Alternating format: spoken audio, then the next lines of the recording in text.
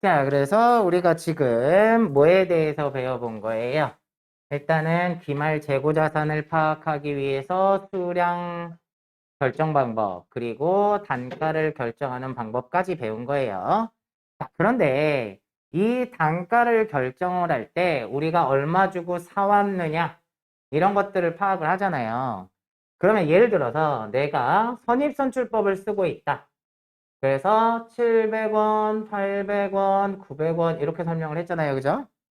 그러면 150봉지를 팔았을 때 700원짜리 100봉하고 800원짜리 150봉을 파는 거예요.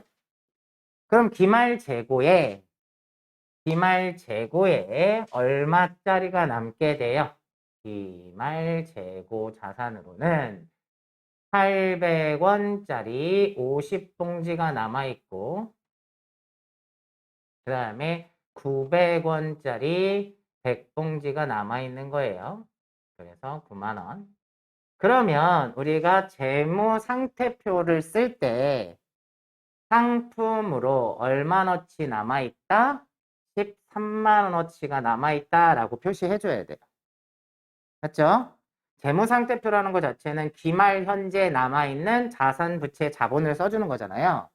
그러니까 기말 현재 남아있는 재고자산은 요걸 합쳐서 13만 원이다 이렇게 써줄 거란 말이에요. 됐나요? 그런데 우리가 전 시간에 단기매매 증권에 대해서 결산일이 되면 평가를 해야 된다고 그랬어요. 그쵸? 왜? 정확한 금액을 써줘야 되니까. 얘도 마찬가지예요. 상품을 써주려면 정확한 금액을 써줘야 되는 거예요. 근데 내가 이날 샀을 때 800원 주고 샀지. 이날 샀을 때 900원 주고 샀지. 12월 31일 현재 이 가격이라는 건 모른다는 얘기예요. 물가 변동이 계속 생겼었으니까. 그럼 여기다 쓸 때 800원 주고 산 게 현재 얼마인지를 알아내야 되고 900원 주고 산 게 현재 얼마인지 알아내서 써줘야 된다는 얘기예요. 무슨 말인지 이해되시죠? 그러다 보니까 결산일이 되면 재고자산에 대해서도 뭘 해줘야 된다? 평가를 해줘야 돼. 이해되셨나요? 단기매매증권 평가하듯이 재고자산에 대해서도 평가를 해야 되는데 그 내용이 122페이지에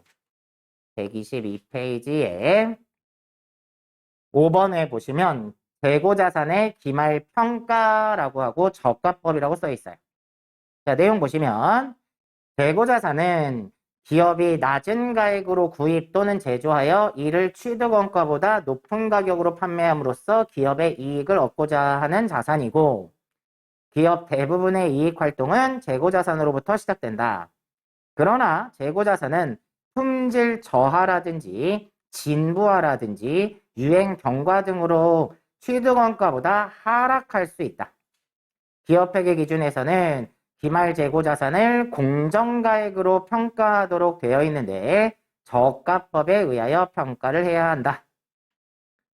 자, 일단은 거기까지는 그 얘기예요. 기말의 재고자산은 진부하나 여러 가지로 인해서 가격이 떨어질 수 있다는 얘기예요. 그러니까 기말 재고자산을 평가를 해야 된다. 요 말이고 평가를 할 때는 저가법으로 평가를 해야 된다라는 거예요. 그 저가법이 무슨 얘기냐?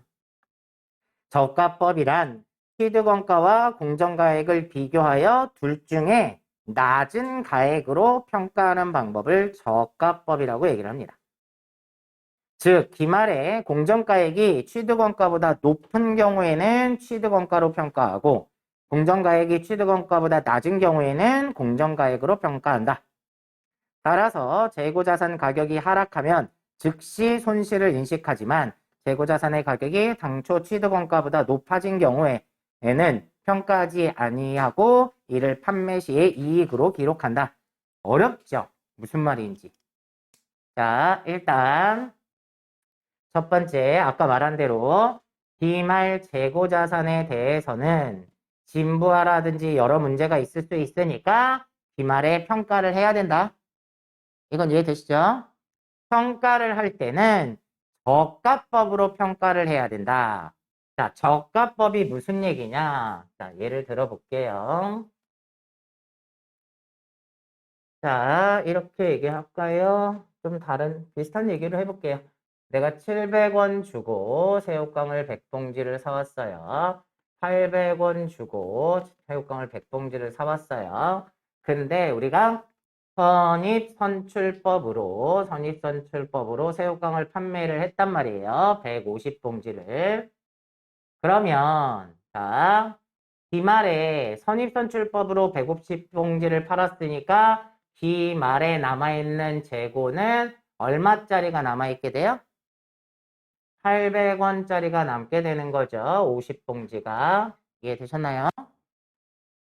그런데 내가 이거를 4만 원을 여기다 쓰려고 했더니 재무상태표에 쓰려고 하다 보니 기말에 평가를 해야 된다고 그러는 거죠. 그래서 공정가액을 알아봤어. 자, 그래서 내가 산 가격은 800원인데 공정가액을 알아봤더니 시가를 알아봤더니 이 금액이 하나의 단가가 지금 이걸 사려면 700원이면 살 수 있는 거예요. 자, 그렇다면 재무상태표에 상품이라고 쓰려면 700원씩 50봉, 그래서 35,000원으로 써주라는 거예요. 자, 취득 원가랑 공정가액을 비교를 했을 때 공정가액이 더 낮으면 낮은 금액으로 쓰라는 거예요. 근데 결산일날 공정가액을 알아봤더니 800원짜리가 900원인 거예요, 현재로선. 그러면 900원씩 50봉 이렇게 해서 45,000원이죠? 공정가액이 취득원가보다 높아지면 취득원가로 쓰라는 거예요. 그래서 공정가액이랑 비교했을 때 항상 어떤 금액으로 써라? 낮은 금액으로 쓰라는 거예요. 낮은 금액. 그게 저가법이에요. 이게 무슨 현상에서 나타나냐면 보수주의라는 게 있어요. 보수주의는요, 손실은 손실로 인식하고 수익은, 그러니까 뭐 그런 얘기를 해요. 우발 손실이라는 게 있고요. 우발 이익이라는 게 있어요. 우발적이라는 얘기예요. 이거는 생길지 안 생길지 몰라요. 자, 생길 것 같아. 애매해. 그러면 손실은 인식을 하겠다라는 거고, 우발 이익은 애매해. 이건 인식하지 않겠다라는 방식이 보수주의예요. 그래서 쓸데없는 이익을 계상하지 않겠다라는 방식이 보수주의거든요. 그래서 회계에서는 보수주의를 선택을 하고 있어요. 왜냐면 자, 발생하지도 않을 수익을 이익으로 인식하게 되면 나중에 주주들한테 배당이 다 나가야 될 거 아니에요. 이해되시나요? 그런 현금의 유출을 좀 막고자 하는 거예요. 쓸데없는 유출을. 그런 걸 보수주의라고 하고, 이 보수주의 때문에 쓸데없는 이익을 인식하지 않겠다라는 거예요. 그럼 무슨 얘기냐? 여기 보세요. 보세요. 800원 주고 샀는데 공정가액이 700원으로 떨어지면 손해가 났죠. 그죠? 그러면 100원씩 50봉 5,000원에 재고자산 평가 손실이라는 게 생겨요. 근데 손실은 우발 손실도 손실로 인식하겠다라는 방식이란 말이에요. 근데 800원짜리가 900원으로 올랐어요. 그럼 100원씩 50봉 5,000원에 재고자산 평가 이익이라는 게 생기죠. 그런 쓸데없는 이익을 인식하지 않겠다라는 거예요. 이게 보수주의. 그러니까 올라가는 건 인식하지 마라. 떨어진 걸로만 인식을 해라. 되셨나요? 자, 그래서 그 얘기가 지금 조금 전에 읽어드린 설명으로 나온 거예요. 자, 그러면 보세요. 이렇게 700원으로 떨어졌어요. 시가를 알아봤더니 그러면 떨어졌으니까 자산이 감소했죠. 그죠? 그만큼 하변에다가 재고 자산 평가 손실을 5,000원 인식해야 된다. 근데 그만큼 상품의 값어치가 떨어진 거잖아요. 그죠? 그만큼 자산이 감소하죠. 그런데 이렇게 쓰지 말라는 거예요. 왜 이렇게 안 쓰냐면 물가는 계속 변동이 생기죠. 이게 떨어졌는데 다시 올라갈 수도 있어. 그러니까 뭘로 해놓냐면 재고 자산 평가 충당금이다 해서 얼마? 5,000원 요렇게 인식을 하고 재무상태표에 쓸 때요. 자, 잘 보세요. 상품은 4만 원짜리인데 시가가 떨어져서 요 밑에다가 재고 자산 평가 충당금이다 해서 5,000원 빼서 35,000원 이렇게 표시를 해줍니다. 그래서 자산, 상품이라는 자산에 대한 차감 계정으로 재고자산 평가 충당금이라는 게 있어요. 자, 이렇게 회계 처리를 하고 놓고 나서 자, 잘 보세요. 잘 보세요. 얘가 700원이었단 말이에요. 그래서 손실을 인식하고 있었어. 근데 얘를 다음 연도에 와서 시가를 다시 알아봤더니 얘가 850원으로 오른 거예요.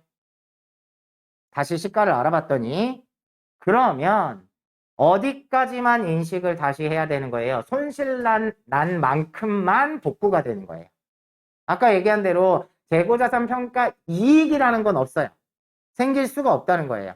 그러다 보니까 850원으로 다시 올랐으면 얼마로, 아까 얘기한 대로 저가법이에요. 그럼 얼마로 인식해야 돼요? 800원으로 인식해야 돼요. 그러면 50원씩 다시 올랐죠? 요만큼. 그죠? 다시 복구가 된 거예요. 700원짜리가 다시 800원으로 올라간 거란 말이에요. 850원으로 올랐지만 우리는 뭐로만 인식하라고요? 800원까지만 인식해야 된다고. 저가법이니까. 그러면 어떻게 해야 되냐? 하변으로 다시 재고 자산 평가 충당금을 없애요. 얼만큼? 5,000원만큼을 다시 없애고 자, 얘는 뭘로 해놓는다? 재고 자산 평가 충당금으로 썼었는데 다시 환입됐다. 그래서 5,000원.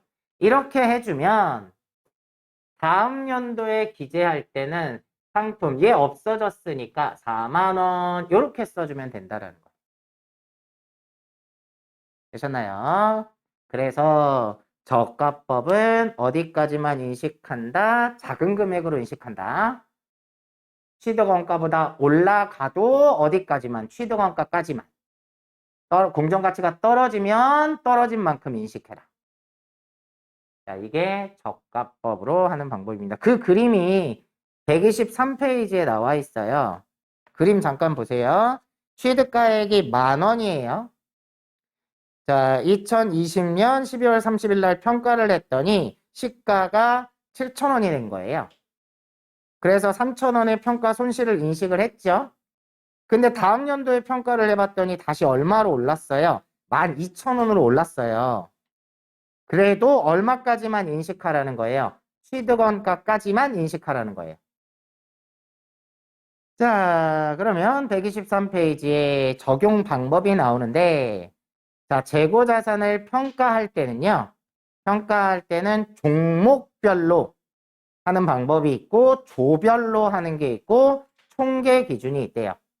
근데 종목별 기준은 재고자산의 개별 항목별로 평가하는 것으로 기업회계 기준에서 인정하는 재고자산 평가 원칙이다. 그러니까 이게 무슨 얘기냐. 여러분들이 마트를 운영하고 있어요. 그러면 종목별로 하라 이 얘기는 새우깡 따로, 뭐 양파링 따로, 고래밥 따로, 원래 따로따로 다 인식을 하는 게 원칙이라는 거예요. 이해되셨나요? 그렇게 해서 시가를 평가를 해야 되는 건데 그게 너무 힘들잖아요. 그래서 밑에 예외적으로 재고자산들이 서로 유사하거나 관련이 있는 경우에는 조별 기준을 적용할 수도 있으나 총계 기준은 인정되지 않는다. 그럼 조별 기준은 무슨 얘기냐면 여러분들 마트를 운영을 하면 과자도 팔고 아이스크림도 팔고 이러잖아요. 그러면 아까 종목별로 한다 그러면 과자 중에서도 새우깡, 양파링 막 이렇게 따로따로 하는 거고 그게 불편하면 과자 부류, 아이스크림 부류 이렇게 조별로 할 수도 있다라는 얘기입니다. 평가를 할 때. 자, 그 다음에 우리가 지금 여기 말하는 공정가액이라는 걸 말하잖아요. 그죠? 그럼 이 공정가액의 기준이 뭐냐? 첫 번째, 원재료는 현행 대체 원가가 공정가액이 되는 겁니다. 현행 대체 원가가 뭐예요? 이 원재료를 지금 산다면 얼마에 살 수 있겠냐? 그 가격을 공정가액으로 보라는 거예요. 그 다음에 밑에 상품, 제품, 제공품 등 나머지는 뭘로 다 순실현 가능 가치예요. 이것도 이론 문제로 등장을 합니다. 그래서 순실현 가능 가치는 예전에 한번 설명을 드렸었는데 추정 판매 가액에서 추정 판매비를 빼야지 그게 실현 가능 가치가 된다고 그랬어요. 예전에.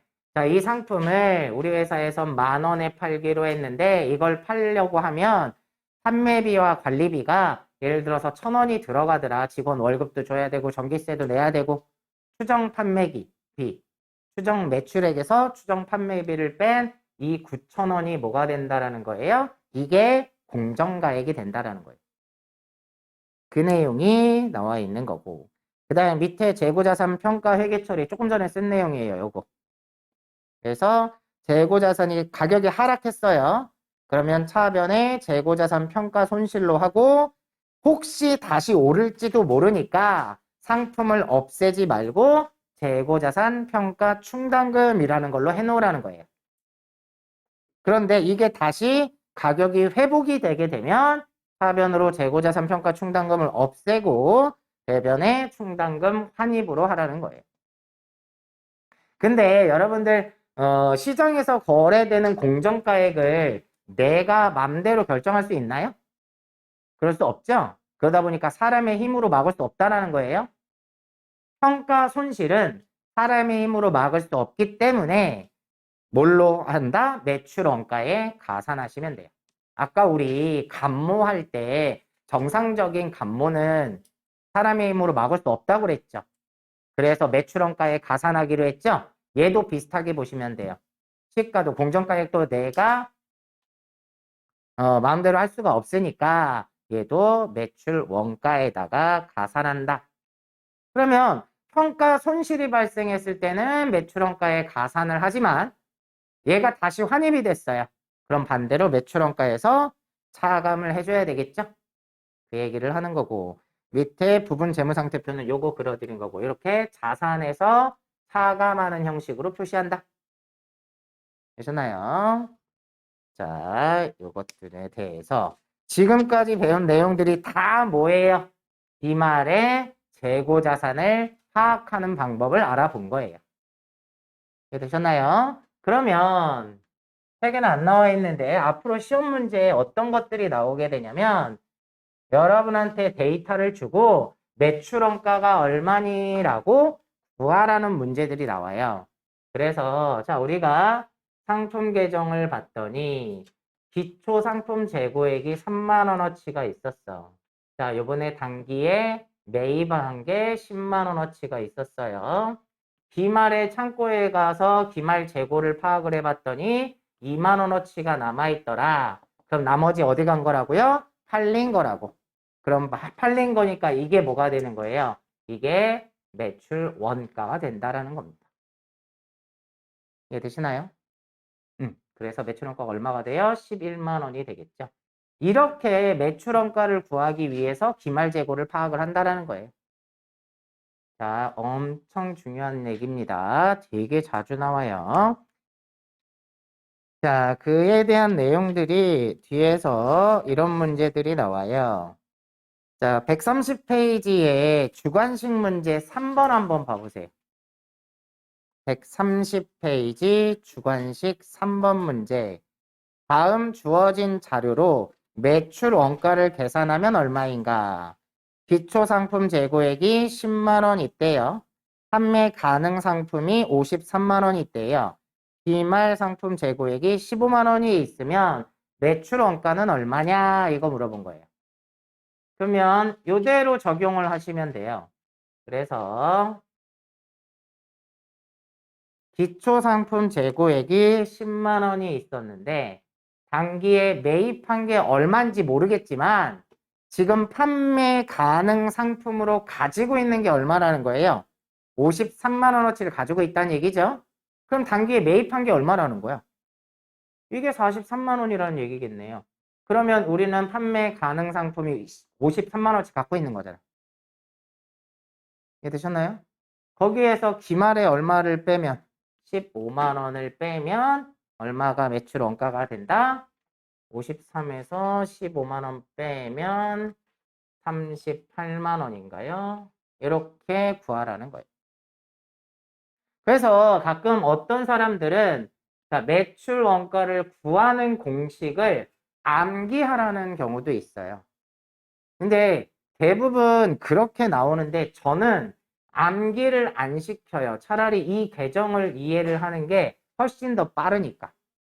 그러면 여러분한테 공식을 암기하세요. 그러면 매출원가는 기초상품 재고액에다가 단기 매입액을 더하고 여기에서 뭐를 빼면 기말 상품 재고액을 빼면 매출원가가 된다. 이렇게 암기를 하는 경우도 있다는 거예요.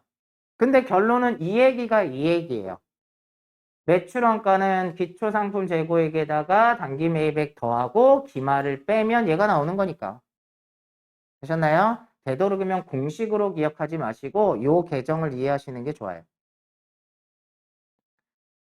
자, 그 다음에 그러면 이제 이런 문제들을 풀기 위해서 우리가 앞에 내용을 배웠다고 보시면 돼요. 또 좀 더 자세한 것들은 몇 가지를 좀 설명을 드려야 돼요. 매출원가 계산할 때 단기 매입액은 산 것만 표시해야 되니까 단기에 순 매입액을 써야 된다. 이런 것들이라든지 그럼 단기 순 매입액 구하는 거, 그 다음에 순 매출액 구하는 거 이런 것들을 다 계산을 해봐야 돼요. 연습 문제 풀면서 계산을 해드리도록 할게요. 자, 그럼 126페이지에 연습 문제 분개 먼저 해볼게요. 지난달에 구입하여 보관 중인 원재료 원가 20만 원, 시가 30만 원을 회사 소모품으로 사용하고자 대체하였다. 자, 소모품은 자산으로 회계 처리할 것. 자, 우리가 이제 조심해야 될 문제들은 상품을 팔았다는 얘기가 아니에요. 이 얘기는. 그렇죠?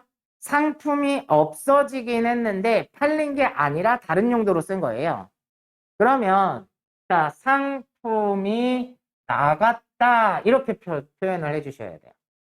한 게 아니니까 상품이 없어졌죠. 자산이 감소했으니까 어느 변에? 대변에. 되셨나요? 자, 그러면 얼마짜리? 여러분 생각해 보세요. 우리 회사에서 20만 원 주고 산 걸 알아. 근데 30만 원에 쓴다는 건 말이 안 되죠. 직원들한테도 그런 얘기예요. 자, 분명히 이게 원가가 20만 원 주고 산 거 아는데 직원한테 팔 때 야 30만 원에 사가? 그럼 사가겠냐고. 안 사가겠죠? 그래서 회사 자체적으로 쓸 때는 다 원가로 쓰는 거예요. 자, 상품이 20만 원 없어졌다. 왜 없어졌다라는 거죠? 회사에서 소모품으로 쓴대요. 그럼 뭐가 생겨요? 소모품이 생기는 거겠죠? 20만 원어치. 이 상품은 팔린 거예요? 아니에요? 아니에요. 이건 팔린 게 아니니까 이거는 매출원가에 들어가면 안 된다라는 걸 표시를 해줘야 돼요. 그래서 나중에 실기에서 배우겠지만 저교 8번을 걸어주셔서 이걸 뭐라고 해야 되냐면 이거는 팔린 게 아니라 다른 계정으로 대체한 거다라고 꼭 체크를 해줘야 돼요. 이걸 안 해주면 팔린 걸로 간주하고 매출 원가가 커져요. 자, 그래서 이렇게 따로 표시를 해 주셔야 됩니다. 자, 이거 시험 문제 나와요. 중요합니다. 실기 문제에서. 다음 2번 인천세관으로부터 수입한 원재료에 대한 통관 수수료 16만 원을 현금 지급하였다. 취득 원가로 회계 처리할 거 친절하게 알려줬네요. 취득 원가로 회계 처리하라고. 근데 이런 얘기가 안 나와도 우리가 매입 당시에 추가적으로 발생되는 매입 부대 비용은 취득 원가에 다 포함시키기로 했죠. 자, 그러니까 얘는 하변에 통관 수수료를 뭘로 한다? 원재료를 사면서 발생된 부분이다. 그래서 원재료 가격에 포함을 시켜줘야 돼요. 16만 원. 자, 현금으로 지급했으니까 현금이 나갔겠죠. 16만 원. 다음 3번 창고에 보관 중인 제품 300만 원이 화재로 인하여 소실되었다. 당사는 화재보험에 가입되어 있지 않다. 그러면 제품이 없어졌죠. 타버렸으니까. 자, 팔린 거 아니죠. 그러니까 제품 매출이라고 쓰면 안 되고 제품이 얼마너치 300만 원어치가 없어졌다. 마찬가지로 저교 8번을 꼭 걸어줘야지만 매출 원가에 포함이 안 되는 거예요. 되셨나요? 자, 그런데 불타서 없어졌죠? 그럼 회사에서는 손해죠? 자, 처음 보시는 계정 과목이겠네요. 대해 손실이라고 사용을 합니다. 대해 손실. 다음 4번 보시면 보유 중인 제품 30만 원 원가를 공장 직원들의 복리를 위해 공장 내 직원 식당에 설치하였다. 근데 이 문제는 약간의 모순이 있어요. 이 제품이 뭔지가 알 수가 없어요. 예를 들어서 에어컨이다 이러면 직원 복리 후생을 위해서 휴게실에 놔줬다. 그러면 비품으로 써야 되잖아요. 그쵸? 근데 얘는 제품이 도대체 뭔지가 알 수가 없어요. 그래서 실제 이 문제가 나왔을 때는요, 문제에는 우리 회사는 뭘 제조해서 판매하는 회사이다 이런 것들이 나와요. 근데 여기에는 지금 그 내용이 없어서 이 문제는 풀기가 진짜 애매한 상황인 거예요. 근데 얘네는 지금 그때 당시에 38회 당시에 어떤 건지는 모르겠지만 뒤에 답지에 보시면요, 얘네는 그냥 복리후생비로 해놔 버렸어요. 그래서 이거는 지금 이 상태로만 풀기는 조금 모순이 있어요. 자, 그래서 지금 그냥 나와 있는 대로 풀어볼게요. 마찬가지로 제품이 없어졌다. 근데 팔린 게 아닌 거예요. 그쵸? 그러니까 똑같이 저교 8번은 꼭 걸어주셔야 됩니다. 얼마짜리? 30만 원짜리. 자, 우리 직원의 복리후생을 위해서 썼다고 하니까 복리후생비라고 하시면 되겠죠. 다음 5번 당사에서 생산한 제품 원가 500만 원, 시가 650만 원을 관할 구청에 불의의 돕기 목적으로 기탁하였다. 그래놓고 옆에 보면 적요 입력할 것 이렇게 나오죠. 어떨 때는 알려주고 어떨 때는 안 알려주는데 여러분은 이렇게 제품이나 상품이 팔린 게 아닐 때는 적요 8번을 꼭 걸어줘야 된다고 기억하셔야 돼요. 안 알려줄 수도 있으니까 시험 문제에서. 그러면 지금 이 얘기는 제품이 없어졌대요. 우리가 쓰는 건 원가로 쓴다고 했었죠. 그리고 이걸 기부했죠. 그럼 뭐라고 한다고 그랬죠? 기부금 이렇게 해주시면 되고 마찬가지로 적요를 걸어주라고 그랬으니까 적요 8번은 꼭 걸어주셔야 됩니다. 다음 6번 보시면 원재료의 일부를 공장의 기계장치를 수리하는 데 사용하였다. 금액은 30만 원이다. 수익적 지출로 처리할 거 그랬는데, 자, 일단 원재료를 제품을 만드는 데 쓴 게 아니니까 대변에 원재료가 없어져요. 자, 얼마너치요? 30만 원어치가 없어진다. 근데 얘는 제품을 만드는 데 쓴 게 아니라는 거죠. 그러면 제품 만드는 원가에 포함시키면 안 돼요. 그래서 똑같이 얘도 적요 8번을 꼭 걸어주셔야 됩니다. 이거는 제품을 만드는 데 들어간 게 아니라 타 계정으로 대체한 거다라는 걸 꼭 걸어주셔야 돼요. 이걸 안 걸어주면 어떤 문제가 생긴다고요? 제품 제조 원가가 실제보다 커지는 상황이 생겨요. 되셨죠? 그래서 적요 8번 이런 거 다 걸어주는 이유가 그 때문이에요. 그런데 공장의 기계장치를 수리하는 데 썼대요. 그러면 뭘로 해줘야 돼요?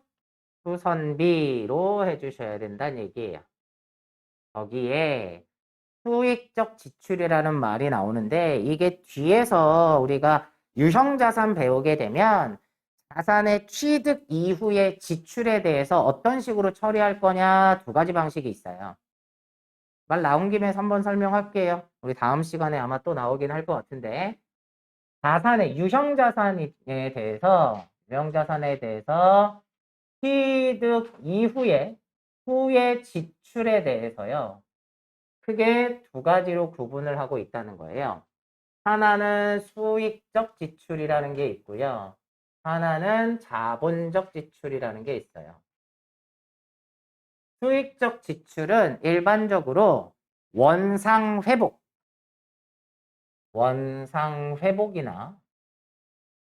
현상유지에 쓰이는 비용들은 다 수익적 지출이라고 보고 비용 처리를 해주시라는 얘기예요.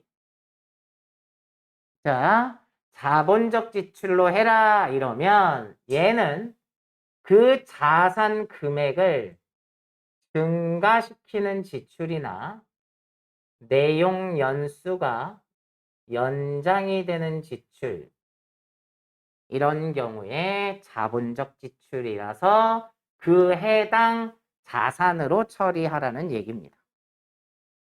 자, 이렇게만 설명하면 무슨 말인지 이해가 안 되시니까 만약에 자 이런 게 있어요. 우리 회사에 건물이 있는데 우리 회사 건물 5층짜리인데 엘리베이터가 없어요. 근데 여기에다가 엘리베이터를 설치를 한 거야. 그러면 그 건물 가격이 올라요? 안 올라요? 올라가겠죠. 그 엘리베이터 있는 건물이 더 비싸니까. 이처럼 원래 자기 자산에다가 이 자산 금액을 증가시킬 수 있는 지출. 이런 지출을 자본적 지출이라고 보는 거예요. 그래서 원래 건물 가격이 예를 들어서 뭐 1,000만 원짜리인데 엘리베이터를 설치하느라고 300만 원이 들어간 거예요. 그러면 이 건물 가격이 증가돼서 1,300만 원짜리 건물이 된다라는 얘기입니다. 이러한 지출을 자본적 지출이라고 얘기를 해요. 자, 그 다음에 이런 것도 있을 수 있어요. 자, 보세요. 내가 자동차를 1,000만 원 주고 샀어요. 근데 우리 회사에서 이거를 5년 타기로 한 거예요. 이게 뭐라고 그랬죠? 내용 연수라고 했어요. 기억나시나요? 몇 년을 쓸 것이라고 예측하는 기간. 이게 내용 연수예요. 근데 우리가 5년을 탈 거라고 했는데 예를 들어서 2013년 1월 1일 날 차를 샀어. 그럼 2013년 12월 31일까지 잘 탔어.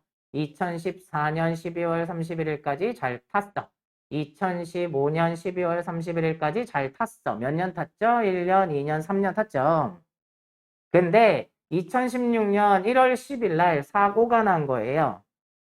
대형 사고가 나서 이거를 수리한 거야. 그래서 엔진도 다시 다 수리를 하고 뭐 다 외장재도 다 새로 싹 고친 거예요. 차를 새로 살 수는 없어서. 그러면 우리가 앞으로 이렇게 엔진까지 수리를 다 했는데 앞으로 2년밖에 못 할 것 같아요? 수리를 싹 했으니까 앞으로 좀 더 탈 수 있겠죠? 이러한 지출을 내용연수의 연장이라고 보는 거예요. 그래서 이러한 지출에 대해서는 차를 고치는데 만약에 엔진 수리하는데 100만 원이 들어갔다. 그러면 얘를 뭘로? 자동차, 차량 운반구라고 하죠. 우리는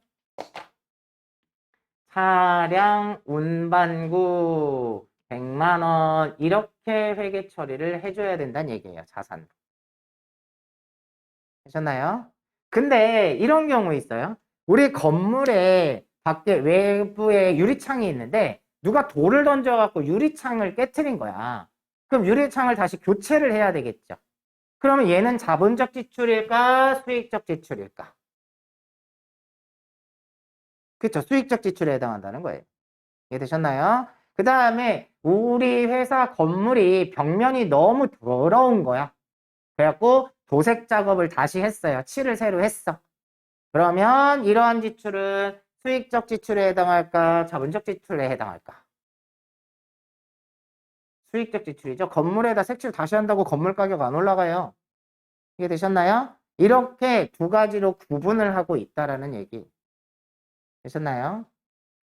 자, 그래서 요거는 이제 뒤에 요거 끝나고 유형자산 나오면 뒤에서 투자자산 나온 다음에 유형자산 나오면 그때 조금 더 자세히 할 겁니다. 자, 참고로 알아두시고 그래서 수익적 지출로 하라고 했으니까 수선비로 하는 거예요. 다음 7번 보세요. 중국에서 수입한 원재료 20톤을 인천항에서 공장까지 운송하고 운송료 120만 원과 이체 수수료 2,000원을 당사 보통예금 계좌에서 지급하였다 그랬네요. 자, 그러면 지금 원재료를 사서 운반비가 발생한 거잖아요. 그죠? 그러면 원재료 구입 시 추가적으로 발생되는 비용은 어떻게 해야 돼요? 원재료 가격에 포함시켜야 된다고 그랬죠? 그래서 하변에 원재료로 회계 처리하시란 얘기예요.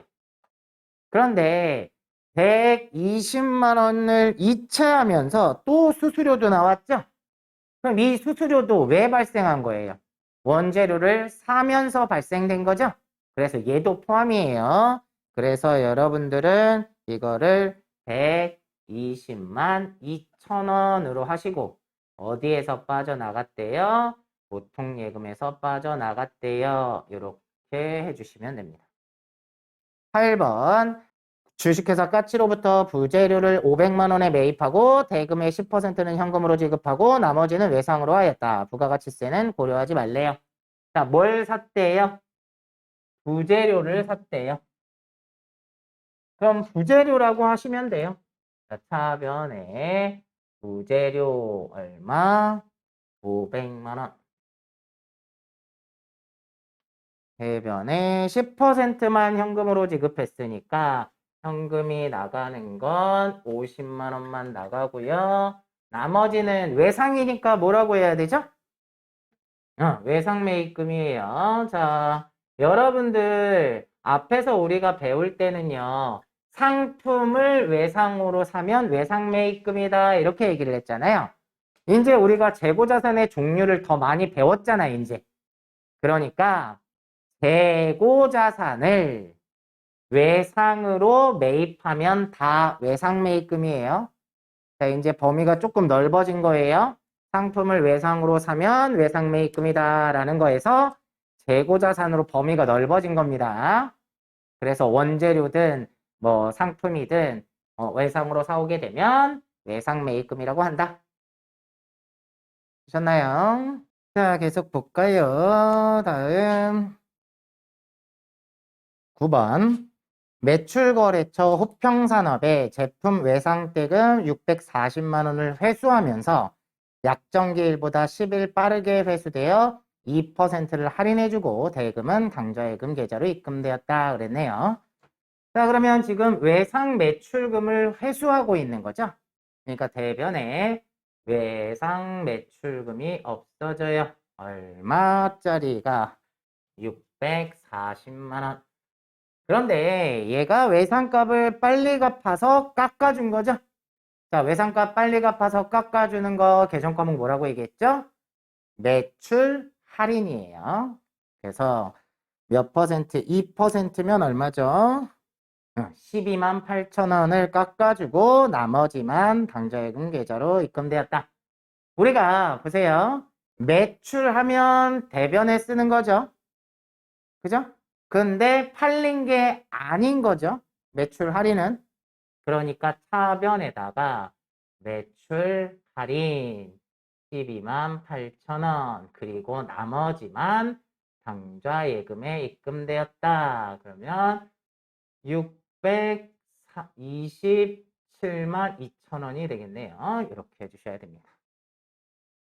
우리가 아까 매출 애누리, 매출 환입, 매출 할인은 매출에서 차감해야 되는 거예요. 팔린 게 아니니까. 그래서 매출하면 대변이고 매출에서 차감해야 되니까 차변으로 오는 거예요. 되셨죠? 다음 10번 기말 재고조사 결과 제품 재고 100만 원이 부족하여 확인한 결과 매출 거래처에 접대비로 제공된 것이다. 법규의 타개정 대책을 사용할 것. 이 말이 나오든 안 나오든 여러분은 걸어야 된다고 그랬어요. 자, 제품이 나갔다는 거예요. 제품이 나갔는데 팔린 게 아니니까 대변에 제품 100만 원. 팔린 거 아니에요. 그래서 적요 8번 꼭 걸어주시고 하변에 접대비로 제공된 거니까 접대비라고 쓰시면 되겠죠. 뭐. 접대비 하나 이렇게 해주시면 되겠네요. 다음 11번 수입한 원재료에 대해 관세 200만 원, 통관 수수료 30만 원을 현금으로 지급하였다. 뭐 하면서 발생된 거예요? 원재료를 수입하면서 발생된 비용이죠? 그러니까 매입 부대 비용으로 원재료 가격에 포함이 돼야 됩니다. 그래서 원재료로 어떻게 330만 원 그리고 현금으로 지급했으니까 대변에 현금이 330만 원이 나간다. 이렇게 해주면 되겠네요. 다음 12번 현재 선적이 완료되어 운송 중인 원재료 2천만 원이 있으며 이에 대한 전표 처리가 누락되어 있음을 발견하였다. 당 원재료의 수입 계약은 아마존과의 선적지 인도 조건이며 대금은 도착 후 1개월 이내에 지급하기로 하였다. 자, 그러면 지금 외국에서 원재료를 샀죠? 선적지 인도 기준으로 오는 중이에요. 그러면 우리 거예요? 아니에요? 우리 거죠? 그러니까 차변에 원재료 2천만 원 도착 후 1개월 후에 지급하기로 했으니까 아직 안 줬죠? 원재료를 외상으로 산 거니까 외상 매입금 이렇게 해주시라는 얘기입니다. 자, 2번 다음은 기말 재고자산에 포함될 항목의 결정에 대한 설명이다. 가장 틀린 것은 적송품은 수탁자가 판매한 경우에 위탁자의 재고자산에서 제외한다. 맞죠? 위탁자가 수탁자한테 팔아달라고 맡겼어. 수탁자가 팔아야지만 위탁자도 팔렸다라고 보는 거예요. 그러니까 맞는 거고. 2번 시송품은 매입자가 매입 의사를 표시한 경우에 판매자의 재고자산에서 제외한다. 일단 써보라고 먼저 줬단 말이에요. 근데 고객이 이거 살게 라고 결정을 하기 전까지는 판매자 거예요. 근데 결정을 했어. 그럼 팔린 거잖아요. 그러니까 재고자산에서 빼야 된다는 얘기고. 3번 할부 판매 상품은 인도 기준을 매출로 인식하므로 대금 회수와 관계없이 인도 시점에 판매자의 재고자산에서 제외한다. 아까 그 얘기했죠. 자동차 할부는 현대자동차에서는 넘겨준 순간 팔린 거예요. 돈을 누구한테 받을 거니까 캐피탈 회사로부터 받을 거니까. 그래서 할부는 인도 기준이더라. 다음 4번 미착품이 도착지 인도 조건인 경우에 도착 시점에 누구 거예요? 매입자 거예요? 판매자 거예요? 매입자 거가 되는 거죠. 도착하면. 그럼 매입자 거가 됐으니까 판매자의 재고자산에서는 제외시켜야 되겠죠? 그래서 4번이 틀렸네요. 다음 3번. 다음 중 재고자산의 취득 원가에 포함시켜야 하는 항목으로 가장 적절한 것은 취득 원가에 포함시킨다는 얘기는 매입 시 발생되는 매입 부대 비용인 경우예요. 맞죠? 그러면 판매 수수료는 언제예요? 판매할 때 발생되는 거죠? 판매 시의 운송 비용도 판매 시에 발생되는 거고 재고자산의 매입 시 수입 관세는 포함이죠? 네, 3번이 답이 되고요. 4번의 인수 후에 판매까지의 보관료 이건 포함 아니죠?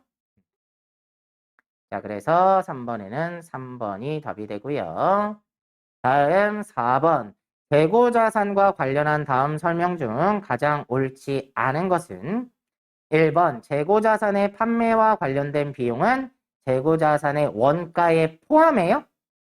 판매와 관련된 비용인데 매입과 관련된 비용은 포함하는 게 맞겠지만 판매와 관련된 비용은 일반적으로 판매비와 관리비로 처리를 하겠죠. 그래서 1번이 틀렸네요. 2번 소매제고법은 실제 원가가 아닌 추정에 의한 원가 결정 방법으로 주로 유통업에서 사용한다. 아까 설명드린 내용이죠. 그래서 얘는 매출 원가율을 매출액에다가 곱해서 추정에 의해서 계산하는 방식이라고 했습니다. 다음 3번 재고자산의 감모 손실은 주로 수량의 감소에 기인한다. 그러니까 재고자산 감모 손실이라는 건 재고 수량이 없어진 경우잖아요. 그렇죠? 장부상 수량과 실지 재고를 조사한 수량의 차이가 있었을 때 발생되는 거예요. 그게 재고자산 감모 손실이었고 재고자산 평가 손실은 시가가 떨어졌을 때라고 그랬죠? 공정가액이 취득 원가보다 떨어졌을 때 재고자산 평가 손실을 인식한다고 그랬어요. 그러니까 8번에는 1번이 틀린 게 되겠네요. 다음 5번. 다음은 재고자산에 대한 설명이다. 틀린 것은 재고자산은 취득 원가를 재무상태표 가액으로 한다. 취득 원가로 재무상태표에 써 넣죠. 맞죠? 그래서 1번은 맞는 게 되겠네요. 다음 2번 재고자산의 시가가 취득원가보다 높아지면 시가로 써요? 취득원가로 써요? 무슨 법이라고 그랬어요? 아까 저가법 얘기했었죠? 그러니까 취득원가가 시가보다 낮은 경우 반대로 얘기하면 재고자산의 시가가 취득원가보다 높으면 취득원가로 쓰는 거고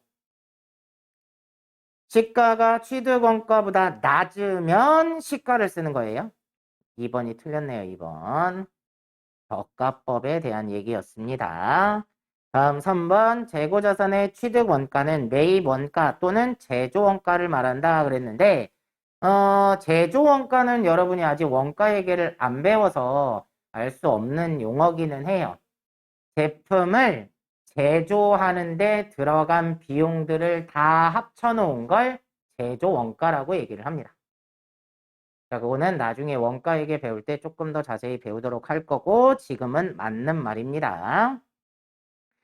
다음 4번 재고자산의 매입 원가는 매입가액의 취득 과정에서 정상적으로 발생한 부대 비용을 가산한 금액이다. 맞죠? 그래서 제가 계속했던 말 모든 자산은 구입 당시에 추가적으로 발생되는 비용을 다 포함한다 그랬었던 얘기죠. 또 같은 얘기입니다. 이것도. 그래서 5번에는 2번이 틀렸고요. 다음 6번은 아까 설명을 드렸던 내용이고 자 7번 보세요. 다음 중 재고자산을 기말 장부금액에 포함할 것인지의 여부를 설명한 것으로 틀린 것은 자, 1번 위탁상품. 선적지 인도 조건인 경우에는 상품이 선적된 시점에 소유권이 매입자에게 이전되기 때문에 미착상품은 매입자의 재고자산에 포함한다. 맞나요? 배에다 실어준 순간 매입자께 된다고 그랬어요. 맞죠? 선적지 인도 조건이니까 1번은 맞고요. 2번 적송품. 수탁자가 제3자에게 판매하기 전까지는 위탁자의 재고자산이 되는 거죠. 3번 반품률을 합리적으로 추정할 수 없을 경우에는 구매자가 상품의 인수를 수락하거나 반품 기간이 종료된 시점까지는 판매자의 재고자산이 되는 거죠. 그죠? 다음 8번. 다음 중 재고자산의 원가에 대한 설명 중 옳지 않은 것은 자, 1번 매입 원가는 매입가에게 취득 과정에서 정상적으로 발생한 부대 비용을 가산한 금액이다. 맞죠? 다 포함하라고 했고 2번 제조 원가는 보고 기간 종료일까지 제조 과정에서 발생한 직접 재료비, 직접 노무비, 제조와 관련된 변동 제조 간접비 및 고정 제조 간접비의 체계적인 배부액을 포함한다. 뭔 말인지 모르겠죠? 넘어가세요. 원가 회계를 안 배워서 그래요. 3번 매입 원가에서 매입과 관련된 애누리는 차감하나 할인은 차감하지 않는다. 매입 원가에서 매입과 관련된 애누리도 차감하는 거고 환출도 차감하는 거고 할인도 차감하는 거죠. 그래서 아까 매입 애누리, 매입 환출, 매입 할인은 전부 다 매입 원가에서 차감하라고 했어요. 다음 4번 제조 원가 중 비정상적으로 낭비된 부분은 원가에 포함될 수 없다. 이거는 약간 아까 거랑 비슷한데 우리가 재고자산 감모 손실이 있었죠. 감모 손실. 그러니까 감모라고 할까요? 재고자산의 감모는 정상적인 거하고 비정상적인 걸로 구분을 한다고 그랬죠. 그랬을 때 정상적이면 원가에 가산하라고 그랬어요. 그죠? 매출 원가에 가산하는 거고 비정상적이면 뭘로 하라고 그랬죠? 영업 외 비용으로 하라고 그랬어요. 똑같아요. 제품을 만들어 가는 과정에 있어서 정상적인 감모가 발생하면 제조 원가에 포함시키는 거고 비정상적이면 다 영업의 비용으로 처리하면 돼요. 요거는 아까 얘기했던 거랑 제조 원가에서나 지금 상품 판매에 있어서나 똑같이 적용합니다. 나중에 원가 회계에서 또 나올 거예요. 그래서 지금 3번이 틀렸다는 얘기고요. 다음 9번. 다음의 항목 중에서 기말 재고자산에 포함되지 않는 항목은 자, 1번 수탁자에게 판매를 위탁하기 위해서 발송한 상품은 위탁자의 재고자산에 포함이 되는 거죠. 위탁자 거예요. 팔아달라고 맡긴 거니까. 두 번째, 도착지 인도 기준에 의하여 운송 중인 매입 상품. 도착해야 내 거가 되는 거죠. 근데 아직 오는 중이래요. 그럼 아직 안 왔단 얘기죠. 그러면 얘는 재고자산에 포함시키면 안 되겠죠. 2번이 답이 되네요. 3번 소비자가 구입 의사를 표시하기 전에 시용 판매된 제품은 아직 우리 거예요. 그죠? 아직 내 건데 고객이 구입 의사를 표시하면 재고자산에서 빼야 되는 거죠. 다음 4번 선적지 인도 기준에 의하여 운송 중인 매입 상품. 내가 상품을 매입을 했는데 선적지 인도 기준에 의해서 오고 있어요. 그럼 배에다 실어준 순간 내 거죠? 그래서 틀린 건 답이 몇 번이에요? 2번이죠? 다음 10번, 11번은 아까 풀어드렸고요. 12번 다음 중 단기말 장부상 재고 금액이 실제 재고 금액보다 큰 경우 발생할 수 있는 상황으로 옳은 것은 단 단기와 차기의 매출 총이익이 발생한 경우라고 본다. 자, 단기의 매출 원가가 과소계산. 이 문제를 먼저 이해를 해보세요. 단기 말에 장부상 재고 금액이 실제 재고 금액보다 큰 경우래요. 그러면 이렇게 이해를 하시는 게 편해요. 단기의 상품 계정을 보고요. 차기의 상품 계정을 봤을 때, 자, 여기에 기초가 있고 단기에 매입이 있고 기말을 빼면 뭐가 나온다고 했죠? 매출 원가가 나온다고 했죠? 그러면 다음 연도는 여기에 기말이 다음 연도의 기초로 넘어오는 거죠. 그리고 단기에 매입한 게 있을 거고 기말을 빼면 매출 원가가 나올 것이다. 이 얘기잖아요. 되셨나요? 자, 그러면 단기 말에 장부상 재고 금액이 실제 재고 금액보다 큰 경우래요. 그러면 얘가 자, 이렇게 이해를 하세요. 자, 차변과 대변은 이렇게 같아야 되잖아요. 그죠? 그쵸? 근데 기말 재고를 장부상 재고 금액이 실제보다 크대요. 그러면은 실제로는 더 크니까 기말 재고가 장부상 이만큼인데 실제로는 이만큼인 거예요. 이건 이해되시나요? 그러면 기말 재고가 커지면 매출 원가가 작아지겠죠, 상대적으로. 되시나요? 그러면 단기에 매출 원가가 작아지면 매출 총이익이 커지겠죠. 맞죠? 근데 다음 연도로 넘어가게 되면 기초가 실제로는 요만큼인데 이만큼으로 된 거예요. 그럼 매입액이 상대적으로 작아지죠? 그러면 기말 얘는 똑같으니까 얘는 상관이 없을 거예요. 얘는 차기로 넘어가면. 자, 그래서 자, 1번부터 보세요. 단기의 매출 원가가 어떻게 된대요? 과대 계상된다. 맞나요? 단기의 매출 원가가 과소 계상되는 거죠? 1번이 틀렸네요. 자, 다음 2번. 자, 여기에서 여기 보세요. 이제 실제로는 요만큼인데 장부상에 요만큼으로 표시됐다라는 거죠? 그럼 여기에서 매출원가가 과소된 만큼 이쪽에서 매출원가가 늘어날 거라는 거예요. 어차피 2년에 걸쳐서 넘어오면. 여기 기초가 연결이 돼 있으니까 기말이랑. 되셨나요? 자, 그래서 차기의 매출원가가 과대 계상되겠죠? 그래서 2번도 틀렸네요. 다음 3번 단기의 매출 총이익이 과대 계상된다. 매출 원가가 작아지면 매출 총이익이 커지겠죠? 맞죠? 그러니까 3번이 맞는 얘기네요. 다음 4번 차기의 매출 총이익이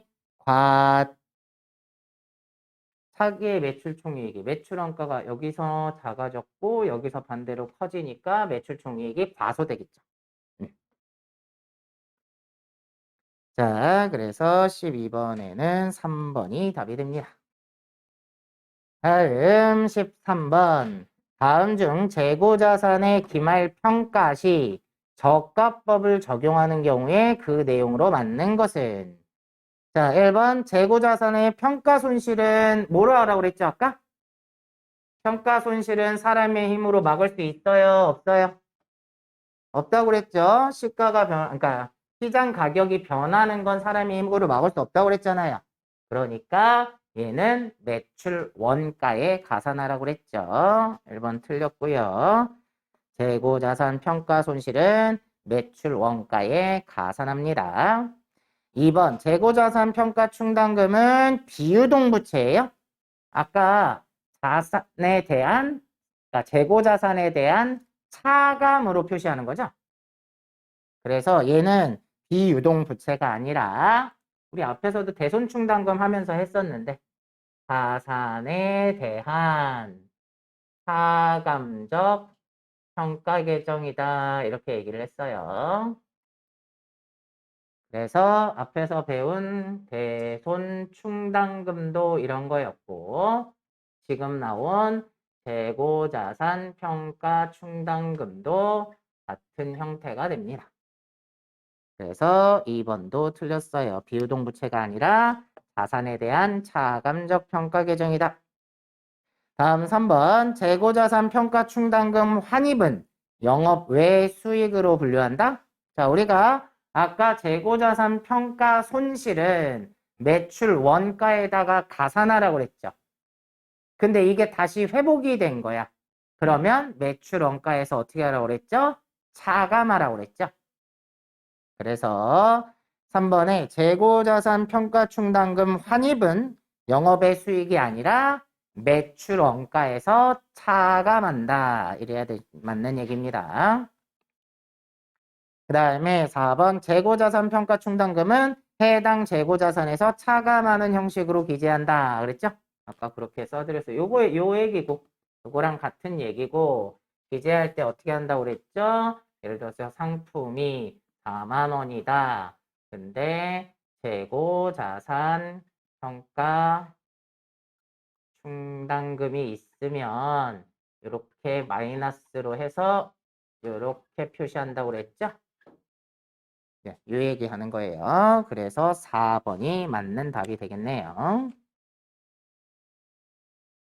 다음 14번. 다음 중 재고자산의 기말평가 시 저가법을 적용하는 경우 그 내용으로 틀린 것은 가격이 하락했으니까 손실이 났죠? 그럼 차변에 재고자산 평가 손실, 대변에 재고자산 평가 충당금 이렇게 해놓으면 되죠? 다음 2번 가격이 회복되면 하변으로 다시 재고자산 평가 충당금을 없애고 재고자산 평가 충당금 환입으로 하는 거죠. 다음 3번 재고자산 평가 충당금 환입은 영업의 수익이에요. 아까 얘기했죠. 매출 원가에서 차감한다 그랬어요. 3번이 틀렸고요.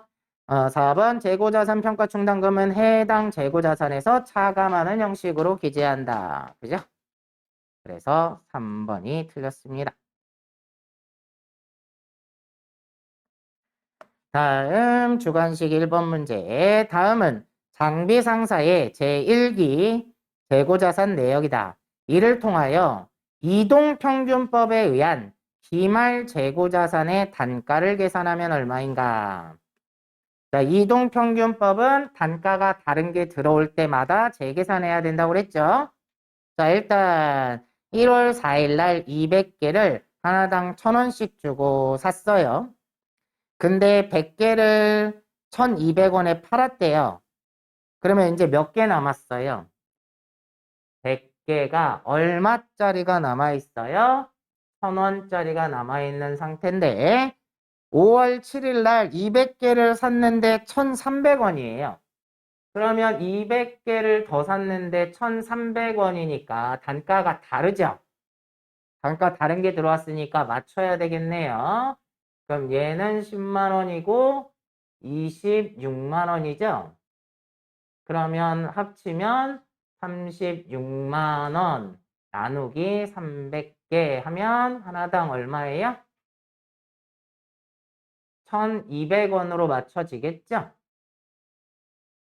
그러면 요거 맞추고 나면 300개 1,200원짜리 있는 상태다. 36만 원. 됐죠? 그런데 7월 10일 날 또 샀네요. 또 샀으니까 자, 몇 개요? 300개 들어왔는데 얼마씩? 1,100원이에요. 또 단가가 다르네요. 그죠? 그러면 다시 또 맞춰야 되겠죠? 네, 합치면 69만 원에 600개니까 하나당 얼마예요? 1,150원이 되겠네요. 그죠? 그러니까 남아있는 기말 재고자산의 단가는 1150원이죠. 자, 2번. 제품의 장부상 재고 수량은 200개이나 실지 재고 조사 결과 190개인 것으로 판명되었다. 개당 원가가 200원이고 시가가 180원일 경우에 제품의 자, 감모 손실 물어봤어요. 감모 손실은 없어진 만큼을 얘기하는 거죠. 몇 개가 없어졌어요? 10개가 없어졌잖아요. 그죠? 맞죠? 10개가 얼마짜리가 없어진 거예요? 자, 200원짜리가 없어진 거예요? 180원짜리가 없어진 거예요? 자, 우리가 그래서 제가 기말재고를 파악할 때는 수량을 먼저 파악하고 단가를 나중에 파악하라고 그랬죠? 그러면 수량이 없어진 거는 200원짜리가 없어진 거예요. 수량을 먼저 파악했으니까. 시가가 얼마인지 안 알아본 상태란 말이에요.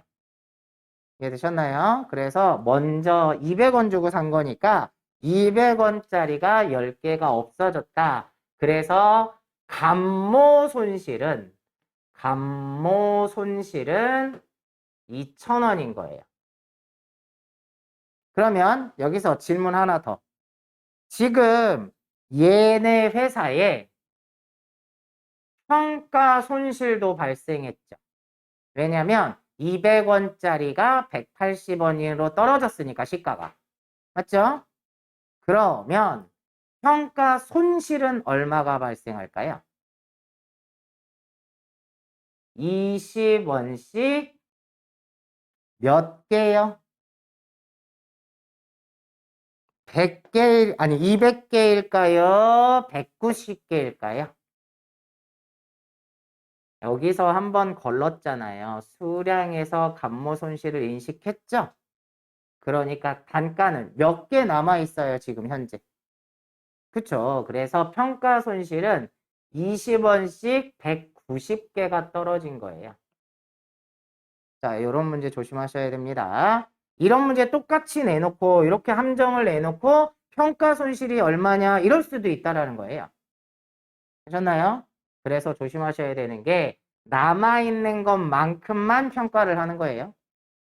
그래서 우리가 수량을 먼저 파악을 하는 거예요. 그래서 평가 손실로 본다면 얼마예요? 1은 2, 98, 380원인가요? 3,800원? 이렇게 3,800원? 자, 참고로 알아두시라는 거예요. 이런 문제를, 지금 문제는 감모 손실을 물어봤지만 평가 손실을 물어보는 경우도 있을 수 있다라는 거니까. 자, 되셨으면 3번은 아까 풀어드렸던 내용이고. 자, 131페이지의 4번. 다음 자료를 이용하여 매출 총이익을 계산하면 얼마인가 그랬죠? 자, 매출 총이익은 어떻게 계산해야 돼요? 자, 매출액에서 뭘 빼면 된다고 그랬죠? 매출 원가를 빼면 뭐가 나온다? 매출 총이익이 나온다 그랬어요. 자, 그랬을 때 여기서 말하는 매출액은 순 매출액을 말하는 거예요. 실제로 팔은 만큼만. 자, 그러면 내용 볼까요? 매출액이 20만 원이 있어요. 자, 그러면 요거 공식을 좀 써드릴게요. 자, 순 매출액은 총 매출한 금액에서 안 판 거 빼야 되죠. 우리 안 판 게 뭐뭐 있었어요? 매출 애누리가 있었고, 매출 환입이 있었고, 매출 할인이 있었어요. 자, 이게 순 매출액입니다. 그리고 손익계산서에 쓸 때는 항상 순 매출액을 쓰셔야 돼요. 자, 그러면 총 매출액이 지금 현재 20만 원이라고 했고요. 거기에서 자, 매출 애누리, 매출 환입, 매출 할인이 있나 한번 볼게요. 그 두 가지 있네요. 매출 애누리 3만 원. 자, 매출 애누리 3만 원 빼고 그 다음에 매출 할인이 또 있네요. 그죠? 2만 원. 자, 2만 원 빼면 얼마가 돼요? 15만 원이 매출액이 돼요. 자, 거기에서 이제 매출 원가를 빼야 되는데 매출 원가를 안 가르쳐 줬어요, 여기에서. 그죠? 근데 우리는 매출 원가를 구할 수 있는 걸 알고 있죠? 우리 전 시간에 배운 거. 무슨 계정을 보면 돼요? 상품 계정을 보면 기초 상품 재고액이 있고 여기에 단기에 매입한 거, 순 매입액을 더하고 기말 재고액을 빼면 여기에 매출 원가가 나온다. 자, 어제 이렇게 제가 공식으로 암기하지 마시고 이렇게 T 계정으로 이해를 하시는 게 더 좋다고 했어요. 자, 그랬을 때 기초 재고액이 없네요, 아예. 그죠?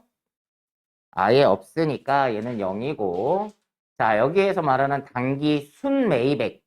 아까 여기서 우리가 순 매출액을 계산을 하듯이 순 매입액도 계산을 해줘야 돼요. 자, 순 매입액은 어떻게 계산이 돼요? 총 매입액에서 뭐를 빼면 돼요? 마찬가지로 안 산 거. 매입, 애누리, 매입, 환출, 매입, 할인을 빼주면 되는 거예요. 그죠? 그래야지 그러니까 뭐가 나와요? 순 매입액이 나온다는 거예요. 그러면 총 매입액이 얼마가 있어요? 매입액이 15만 원인데, 15만 원인데, 얼마를 빼야 돼요? 지금 여기는 매입 할인이 5천 원 있고, 그죠? 매입 할인이 5천 원 있고, 매입 환출이 만 원이 있네요.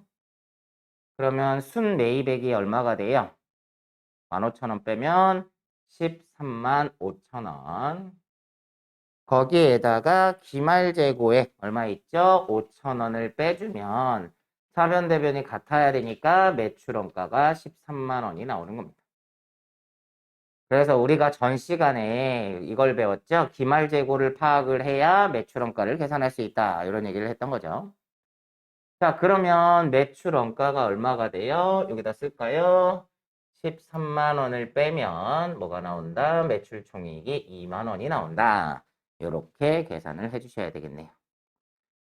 아, 근데 하나 조심하실 게 있어요. 이 계산이 틀렸네. 잠깐만요. 여기 보세요. 거기 하나 더 설명할게요. 여기 타계정 대체라는 게 있어요. 자, 요거 잘 보세요. 어제 우리 분계 연습할 때 이 얘기를 했어요. 상품이 나가기는 했는데 팔리지 않은 것들이 있었죠. 그게 뭐가 있었죠? 타계정 대체라는 게 있었어요. 상품을 직원이 쓸 수 있게끔 뭐 복리후생비로 했다든지, 그죠? 뭐 원재료를 기계장치를 고치는 데 썼다든지 이게 타계정 대체였단 말이에요. 그러면 얘는 타계정 대체를 적용을 걸어지는 이유가 뭐라고 그랬어요? 왜 걸어줘야 된다고 그랬죠? 이건 팔린 게 아니니까 매출원가에 포함이 되면 안 돼요. 이런 뜻이었단 말이에요. 그래서 여기다 하나를 더 써주셔야 돼요. 여기다가 타계정 대체라고 해서 얼마요? 2만 원. 요거는 매출원가에 들어가면 안 된다. 이렇게까지 요거까지 해주셔야 돼요.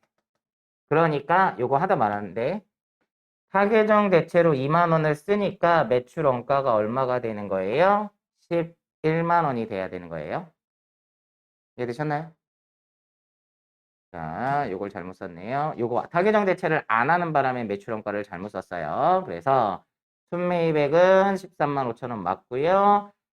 기말 5천 원을 빼면 원래 전부 다 13만 원이 매출원가인데 타계정 대체는 원가에 포함시키지 말라고 한 거잖아요. 그죠? 그래서 2만 원을 빼주면 매출원가가 11만 원이 되는 거고 매출 총이익이 4만 원이 되는 겁니다. 자, 어저께 우리 분계만 해보고 요거에 대한 설명은 지금 처음 나오는 거니까 잘 알아두세요. 어제 우리가 상품을 다른 용도로 썼을 때는 적요 8번을 꼭 걸어줘야 되는 이유가 매출원가에 포함시키지 말라고. 이건 팔린 게 아니니까 매출원가에 포함시키면 안 된다. 이런 뜻이었죠.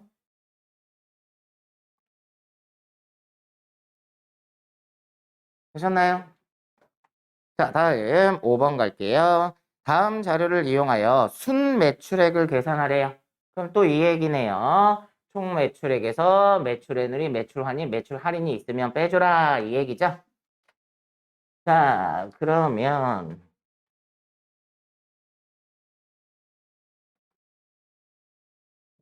자, 총 매출액이 얼마예요? 200만 원이고, 200만 원에서 매출 애누리가 있나요? 있네요. 10만 원 빼주고, 거기에 매출 환입이 있나요? 매출 환입 있네요. 10만 원 또 빼주고, 매출 애누리가 있나요? 아니, 매출 할인이 있죠? 10만 원. 이렇게 빼주면 순 매출액이 얼마가 되는 거예요? 30만 원 빼니까 170만 원이 되겠죠. 거기에 매출 운임은 아무 의미 없어요. 그냥 함정이에요. 그래서 매출 운임은 우리 매출 시의 운임은 뭘로 처리하죠? 그냥 운반비라고 비용 처리를 하는 거죠. 판매비와 관리비로. 6번 다음 주어진 재고자산 자료를 가지고 매출 원가를 계산하면 얼마인가? 그래서 기초 재고액이 30만 원 나왔죠. 그럼 기초 재고액이 30만 원. 자, 단기에 총 매입한 게 120만 원이 있는데 우리는 순 매입액을 계산해야 되잖아요. 그래서 그 중에 뭐가 있어요? 매입 환출하고 매입 애누리가 있죠. 그래서 얼마를 빼요? 18만 원을 빼면 순 매입액은 얼마가 돼요? 102만 원이 되는 거고 거기에 기말 재고액이 얼마가 있어요? 20만 원이 있으니까 더하면 132만 원에서 20만 원을 빼면 112만 원이 되겠네요. 자, 거기 마찬가지로 매출 환입이 나와 있는데 이건 함정이죠. 이 문제 푸는데 전혀 상관이 없는 얘기예요. 그래서 매출 원가는 112만 원이더라. 자, 다음 7번 볼까요? 다음은 청솔상회의 재고자산과 관련된 문제이다. 선입선출법에 의하여 평가할 경우에 매출 총이익은 얼마인가? 다른 원가는 없다고 가정한다. 매출 총이익을 계산하려면 매출액에서 매출 원가를 빼주면 되는 거예요. 그죠? 자, 그러면 일단 매출액을 먼저 볼까요? 자, 거기에 매출한 게 10월 15일 거 하나밖에 없어요. 그래서 매출액은 자, 매출액은 25개 얼마씩 팔았대요? 140원씩 팔았대요. 그럼 매출액은 얼마가 되나요? 3,500원이요? 되나요? 25개 곱하기 140원. 네, 3,500원. 그러면 이제 여기에서 매출 원가를 빼야 되는데, 자, 무슨 법에 의해서 한다고 그랬어요? 선입선출법에 의해서 한다고 그랬죠? 그럼 먼저 사온 걸 먼저 팔 거 아니에요? 자, 그러면 일단 기초재고가 10개가 있었어요. 100원짜리. 부족해서 10월 8일 날 30개를 개당 110원에 더 사왔어요. 그리고 나서 파는 거죠? 그러면 선입선출법이니까 얼마짜리를 먼저 팔아야 돼요? 10개는 100원짜리를 팔고요. 25개 팔았으니까 15개는 얼마짜리를? 110원짜리를 팔았다는 얘기죠. 그러면 얘가 1,000원이고 얘가 얼마죠? 1,650원이 되나? 저 1,650원. 그러면 매출 원가가 2,650원이니까 자, 매출 총이익은 얼마가 되는 거예요? 850원이 되나요? 3,500원에서 2,650원. 850원 맞죠? 자, 되셨으면 넘어가셔서 8번. 다음은 주 마포의 7기 재고자산 관련 자료이다. 총평균법에 의한 기말 재고자산 계산 시에 단가로 오른 것은 그러면 총평균법으로 계산했을 때 기말에 남아있는 재고자산이 얼마짜리가 남았냐 이걸 물어본 거예요. 자, 그럼 총평균법은 평소 때는 단가 계산 안 한다고 그랬죠. 그죠? 한 번에 하는 거니까.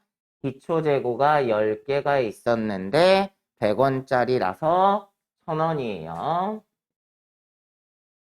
자, 여기 하나 있었고 그 다음 매입이 30개가 또 매입을 했어요. 120원씩 샀으니까 3,600원. 자, 그래 놓고 매출을 했는데 20개 140원에 매출을 했는데 이건 의미가 없어요. 지금 현재. 그러면 얘는 팔아치울 때 뭘 계산을 해야 돼요? 총평균법으로 계산을 한다고 그랬어요. 그리고 매입을 10개를 더 했죠. 얼마짜리? 110원씩. 그러면 1,100원. 그럼 다 더하면 얼마예요? 5,700원. 나누기 몇 개 하시면 돼요? 50개 하시면 되겠네. 그러면 5일은 5, 5일은 5, 5, 4, 20. 5, 4, 20. 114원이요? 그럼 결과적으로 무슨 얘기예요? 파는 것도 114원씩 판 거고, 산 것도 아니, 남아있는 것도 114원이에요, 지금. 총평균법은 한 번에 한다고 그랬으니까. 다음 9번. 다음 항목 중에 기말 재고 자산에 포함될 항목을 모두 더하면 얼마인가? 첫 번째, 장기 할부 조건으로 판매한 재화 3,000원. 자, 할부 판매면 판매한 시점에 판매자의 재고 자산에서 빼는 거죠. 그럼 내 거 아니에요. 두 번째, 시용 판매용으로 고객에게 제공한 재화가 있대요. 근데 구매자의 매입 의사 표시가 아직 없대요. 그럼 아직 내 거죠? 아직 판매자 거예요. 다음, 위탁 판매용으로 수탁자에게 제공한 재화 중에 수탁자가 현재 보관 중인 재화, 아직 못 팔았다는 거예요, 수탁자가. 그럼 이거 내 거죠? 그러고 다음, 목적지 인도 조건에 의로 판매한 운송 중인 재화, 목적지, 도착지에 도착을 해야 팔린 거란 말이에요. 근데 아직 도착을 안 한 거죠. 운송 중이라고 했으니까. 그럼 아직 내 거네요. 안 팔렸으니까. 그러면 얼마가 되나요? 13만 원이 답이 되겠죠. 다음 10번. 물가가 지속적으로 상승하는 경우로서 재고자산의 수량이 일정하게 유지된다면 매출 총이익이 가장 크게 나타나는 재고자산 방법은 무엇인가? 자, 우리가 선입선출법, 평균법, 후입선출법이 있었어요. 그죠? 그랬을 때 물가가 상승 중이라고 하면 과거에 산 게 싼 거죠? 그럼 과거에 산 걸, 싸게 산 걸 팔았을 때 이익이 가장 많이 나겠죠? 그러니까 한번 정리해 볼까요? 자, 매출 총이익이 가장 크게 표시되는 방법은 선입선출법이 가장 크게 표시될 거고 후입선출법이 가장 적게 표시가 될 거예요. 평균법이 중간에 걸치는 거예요. 자, 그럼 몇 가지를 좀 같이 기억을 해볼까요? 여러분이 기억을 하실 때는 하나라도 기억만 하시면 이런 비슷한 문제들이 나와요. 매출원가가 가장 크게 표시되는 평가 방법은 뭐냐? 기말 재고가 가장 크게 표시되는 평가 방법은 뭐냐? 이런 식으로 문제가 나왔을 때 그러면 매출 원가를 가장 크게 표시하는 방법과 그 다음에 기말에 남아있는 재고를 가장 크게 표시하는 방법 이런 것들도 시험에 나올 수 있다는 얘기예요. 자, 그러면 이거는 여러분이 매출 총이익은 지금 어떤 방법이 가장 크게 표시되고 작게 표시되는지 알겠죠? 그죠? 요거 하나만 기억하면 나머지는 상대적으로 기억을 하시면 편해요. 매출 총이익이 크게 표시된다면 매출 원가가 적어졌다는 얘기죠. 얘랑 반대잖아요. 그죠? 그래서 여러분이 상품 계정을 이해하시면 좀 더 편해요. 자, 여기가 매출 원가고요. 여기가 기말 재고가 되죠. 자, 매출 원가랑 매출 총이익은 반대 개념, 상대적이라는 거 알 수 있잖아요. 그죠? 그러면 누가 가장 크게 표시가 돼요? 수입선출법, 평균법, 선입선출법. 자, 그 다음에 기말 재고는 매출 원가랑 또 반대 개념이에요. 그래서 이렇게 있는데 기말 재고가 커지면 매출 원가가 작아질 거고, 그죠? 기말 재고가 작아지면 매출 원가가 커지겠죠? 그러니까 얘랑 또 상대적이에요.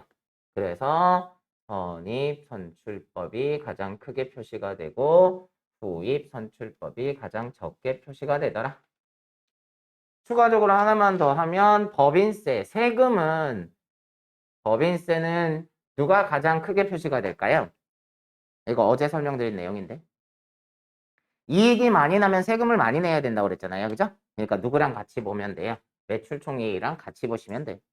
그래서 선입선출법이 가장 크게 표시되고 투입선출법이 가장 적게 표시가 되더라. 이렇게 기억을 해주시면 되겠죠. 그 내용이 12번에 있네요. 물가가 지속적으로 상승하는 경우에 기초 재고 수량과 기말 재고 수량이 동일하게 유지된다면 매출 총액을 가장 낮게 평가하는 재고자산 평가 방법 뭐예요? 투입선출이죠? 자, 그러면 11번. 다음 설명은 재고자산의 단가 결정 방법 중에 어느 것에 해당하는가? 자, 이 방법은 실제 물량 흐름과 방향이 일치한대요. 그럼 이것만으로도 답이 나오죠? 실제 물량 흐름과 원가 흐름이 일치한다. 그러면 선입선출법일 거고요. 자, 나머지 볼까요?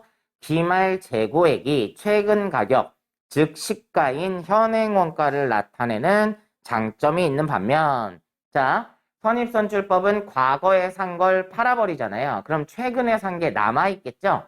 그러니까 시가인 현행 원가를 나타내는 장점이 있다는 얘기고, 그 다음에 현행 수익과 과거 원가가 대응되므로 수익 비용 대응이 적절하게 이루어지지 않는 단점이 있다. 우리가 과거 전년도에 사서 올해로 넘어온 상품을 올해 파는 경우도 있잖아요. 그죠?